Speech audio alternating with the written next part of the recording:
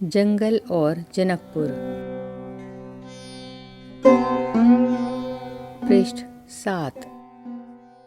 राजमहल से निकलकर महर्षि विश्वामित्र सरयू नदी की ओर बढ़े। दोनों राजकुमार साथ थे। उन्हें नदी पार करनी थी आश्रम पहुंचने के लिए। विश्वामित्र ने अयोध्या के निकट नदी पार नहीं की। दूर तक सरयू के किनारे किनारे चलते रहे, दक्षिणी तट पर, उसी तट पर जिस पर अयोध्या नगरी थी। वे चलते रहे नदी के घुमाव के साथ साथ। राजमहल पीछे छूट गया, उसकी आखिरी बस्ती भी निकल गई। चलते चलते एक तीखा मोड़ आया तो सब कुछ दृष्टि से ओझल हो गया। राम और लक्ष्मण ने एक बार भी पीछे मुड़कर नहीं देखा। उनकी नज़र सामने थी, महर्षि विश्वामित्र के सधे कदमों की ओर। सूरज की चमक धीमी पड़ने लगी, शाम होने को आई। राजकुमारों के चेहरे पर थकान का कोई चिन्ह नहीं था, उत्साह था। वे दिन भर पैदल चले थे और चलने को तैयार थे। महर्षि अचानक रुके। उन्होंने आसमान पर दृष्टि डाली। चिड़ियों के झुंड अपने बसेरे की ओर लौट रहे थे। आसमान मटमैला लाल हो गया था।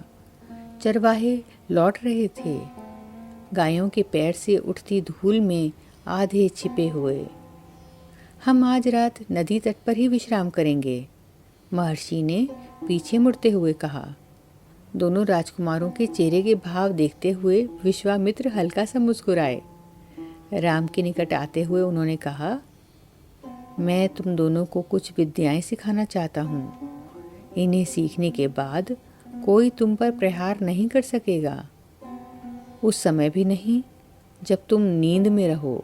राम और लक्ष्मण नदी में मुंह हाथ धोकर लौटे, महर्षि के निकट आकर बैठे। विश्वामित्र ने दोनों भाइयों को बला अतिबला नाम की विद्याएं सिखाईं। रात में वे लोग वहीं सोए, तिनकों और पत्तों का बिस्तर बनाकर। नदी आने तक महर्षि उनसे बातें करते रहे। पृष्ठ 8। इस पृष्ठ में एक चित्र दिया गया है जिसमें एक बहुत बड़ा दीर्घकाय राक्षस है और राम उसकी ओर तीर चला रहे हैं। पृष्ठ 9। सुबह हुई, यात्रा फिर शुरू हुई। मार्ग वही था, सरयू नदी के किनारे किनारे। चलते चलते वे एक ऐसी जगह पहुँचे जहाँ दो नदियाँ आपस में मिलती थीं। उस संगम की दूसरी नदी गंगा थी। महर्षि अब भी आगे चल रहे थे, लेकिन एक अंतर आ गया था। राम लक्ष्मण अब दूरी बनाकर नहीं चलते थे, महर्षि के साथ ठीक पीछे थे ताकि उनकी बातें ध्यान से सुन सकें। रास्ते में पड़ने वाले आश्रमों के बारे में, वहाँ के लोगों के बारे में, वृक्षों वनस्पतियों के संबंध में, स्थानीय इतिहास उसमें शामिल होता था। आगे की यात्रा कठिन थी, जंगलों से होकर। उससे पहले उन्हें नदी पार करनी थी। रात में ऐसा करना महर्षि विश्वामित्र को उचित नहीं लगा। तीनों लोग वहीं रुक गए, संगम पर बने एक आश्रम में। अगली सुबह उन्होंने नाव से गंगा पार की। नदी पार जंगल था, घना, दुर्गम। सूरज की किरणें धरती तक नहीं पहुंचती थीं, इतना घना। वह डरावना भी था। हर ओर से झींगुरों की आवाज़, जानवरों की दहाड़, कर्कश ध्वनियाँ। राम और लक्ष्मण को आश्वस्त करते हुए महर्षि ने कहा, ये जानवर और वनस्पतियाँ जंगल की शोभा हैं, इनसे कोई डर नहीं। असली खतरा राक्षसी ताड़का से है, वह यहीं रहती है। तुम्हें वह खतरा हमेशा के लिए मिटा देना है। ताड़का के डर से कोई उस वन में नहीं आता था। जो भी आता, ताड़का उसे मार डालती, अचानक आक्रमण कर देती। उसका इतना डर था कि उस सुंदर वन का नाम ताड़का वन पड़ गया था। राम ने महर्षि की आज्ञा मान ली, धनुष पर प्रत्यंचा चढ़ाई और उसे एक बार खींच कर छोड़ा। इतना ताड़का को क्रोधित करने के लिए बहुत था। टंकार सुनते ही क्रोध में बिलबिलाई ताड़का गरजती हुई राम की ओर दौड़ी। दो बालकों को देखकर उसका क्रोध और भड़क उठा। जंगल में जैसे तूफान आ गया। विशालकाय पेड़ कांप उठे, पत्ते टूटकर इधर उधर उड़ने लगे। धूल का घना बादल छा गया, उसमें कुछ दिखाई नहीं पड़ता था। फिर ताड़का ने पत्थर बरसाने शुरू कर दिए। राम ने उस पर बाण चलाए, लक्ष्मण ने भी निशाना साधा। ताड़का बाणों से घिर गई। राम का एक बाण उसके हृदय में लगा, वह गिर पड़ी, फिर उठ नहीं पाई। विश्वामित्र बहुत प्रसन्न हुए। उन्होंने राम को गले लगा लिया।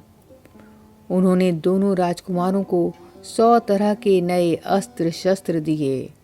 उनका प्रयोग करने की विधि बताई, उनको समझाया। पृष्ठ 10। महर्षि का आश्रम वहाँ से अधिक दूर नहीं था, लेकिन तब तक रात हो चली थी। विश्वामित्र ने वह दूरी अगले दिन तय करने का निर्णय लिया। ताड़का मर चुकी थी, उसका भय नहीं था। तीनों ने रात वहीं बिताई, ताड़का वन में, जो अब पूरी तरह भय मुक्त था।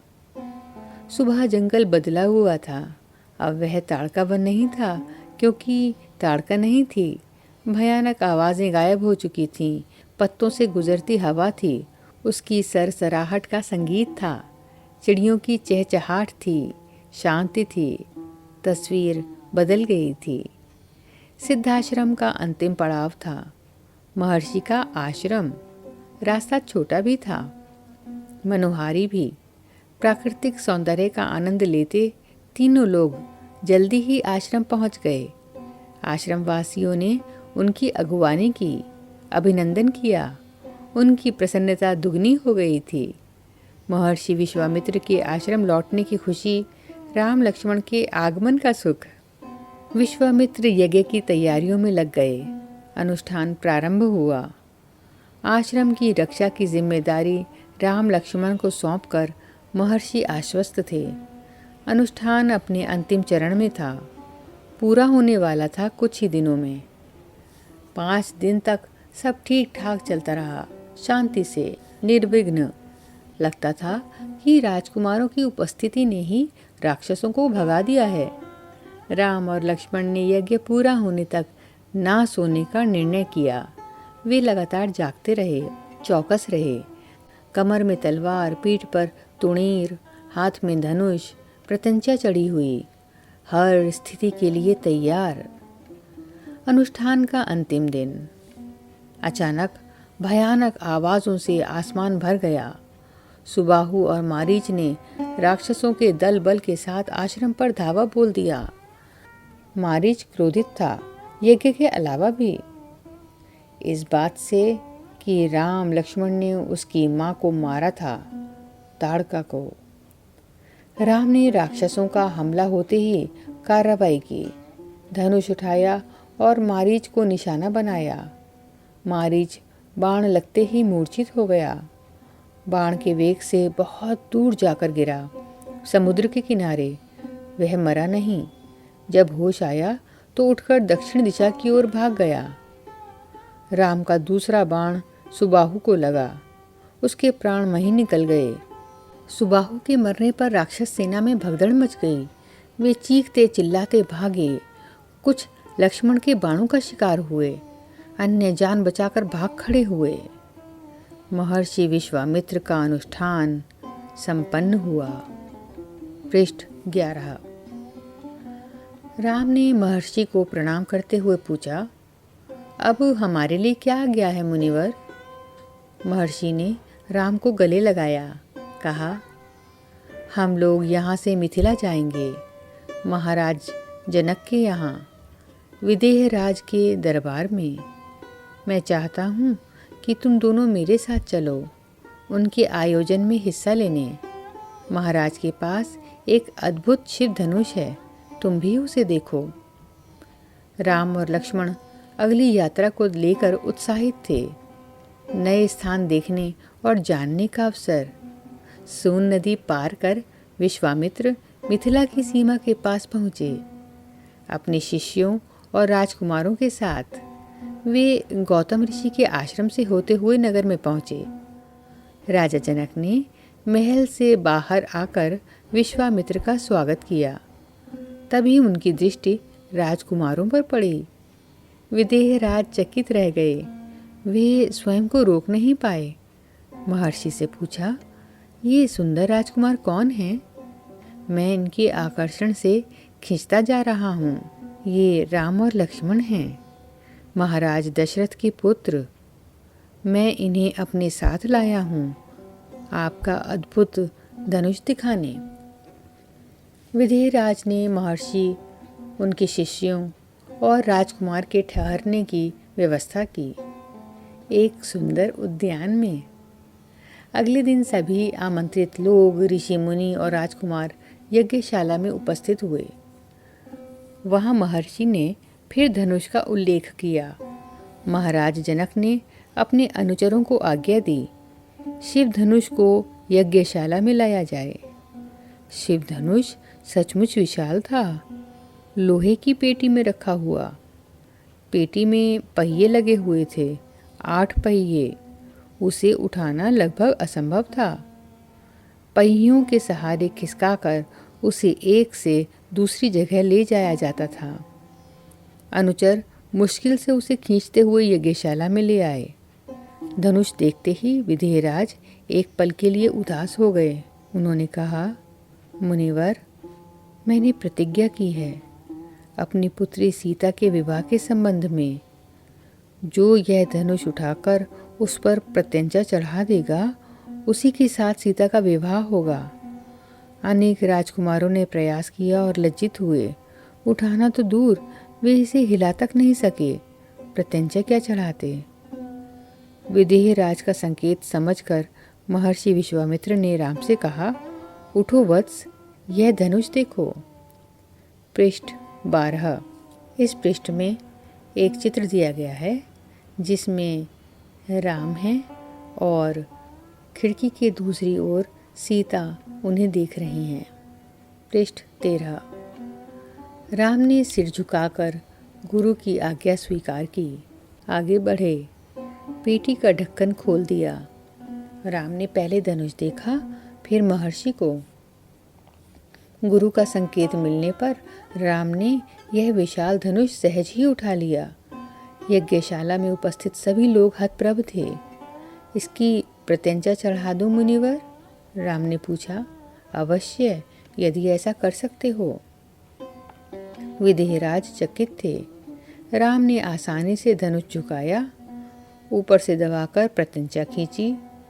दबाव से धनुष बीच से टूट गया। उसके 2 टुकड़े हो गए, बच्चों के खिलौने की तरह। यज्ञशाला में सन्नाटा छा गया। सब चुप थे, एक दूसरे की ओर देख रहे थे।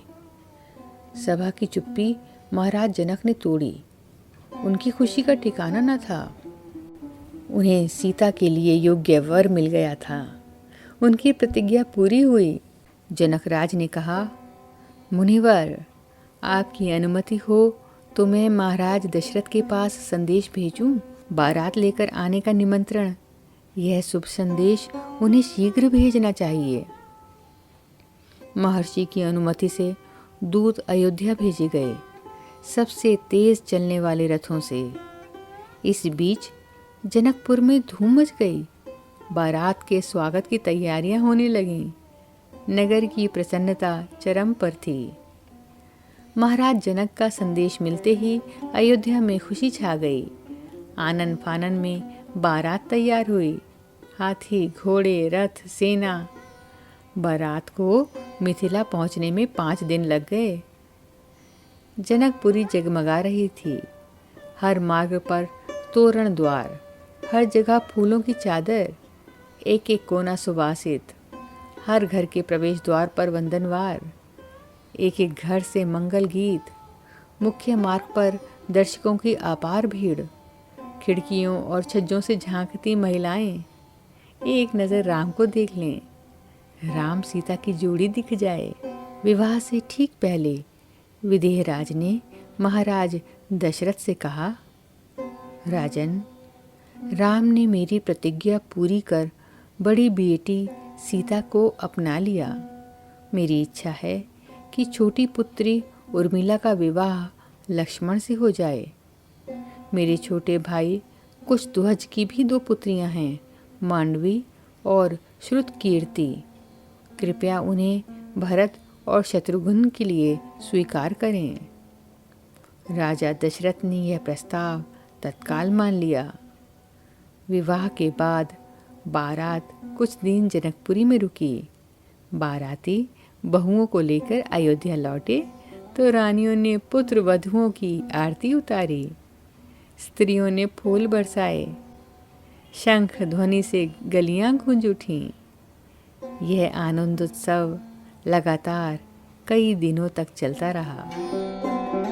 इसी के साथ कक्षा 6 की हिंदी की पाठ्यपुस्तक बाल राम कथा का यह पाठ जंगल और जनकपुर समाप्त हुआ। प्रस्तुति CIET NCERT नई दिल्ली, भारत।